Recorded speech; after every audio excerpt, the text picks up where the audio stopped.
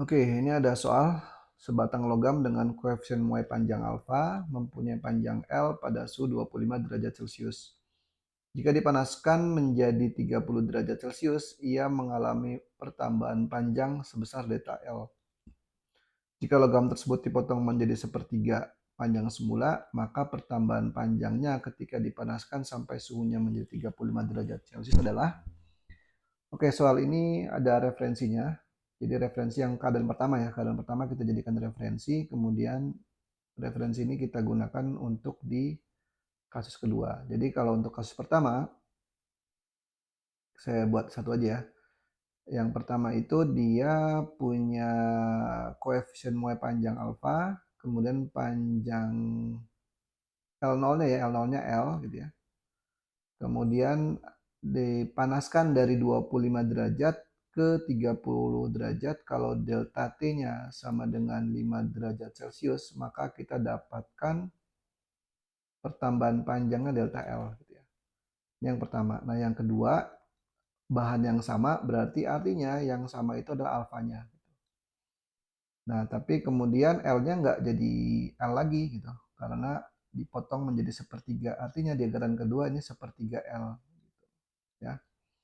Kemudian delta T-nya juga berubah. Kalau tadinya 5 derajat Celcius, di sini delta T-nya adalah dipanaskan sampai suhunya 35 derajat Celcius. Berarti jadi delta T-nya dari 35 ke 25 gitu. Jadi 10 derajat Celcius.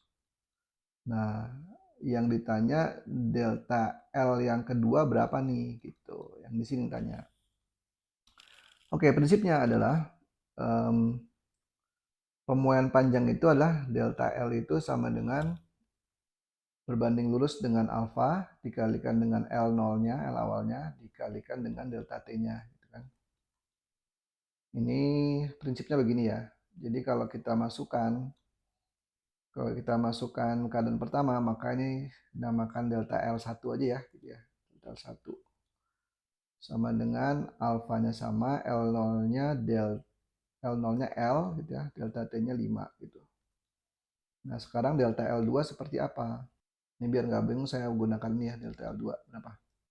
Nah, berarti delta L2 itu sama dengan berapa? Alfanya tetap, idenya sepertiga L gitu ya, karena sekarang sepertiga L kan, dikali dengan 10.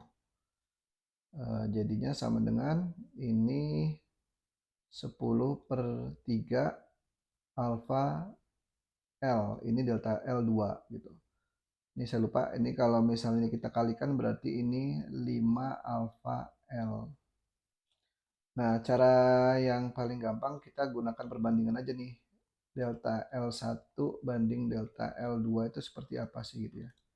Dan nanti kita dapat rumusnya delta L2-nya seperti apa. Nah, jadi kalau misalnya delta L1 adalah 5 alfa L, sedangkan delta L2 adalah 10/3 alfa L, maka delta L2 itu adalah, oke kita masukin angkanya ya, delta L1 kan 5 alfa L, sedangkan delta L2 ini adalah 10/3 alfa L. Atau ini kita bisa catatkan cet gitu ya. Jadi 10, jadi 15/10 atau berapa nih? 3/2 ya. Jadi alfa L banding alfa L1 ya. 2 sama dengan 3/2. Artinya kalau kita mau pengen tahu delta L2, keadaan 2 itu adalah kali silang aja nih gitu ya. Jadi 2 dikali delta L1/3.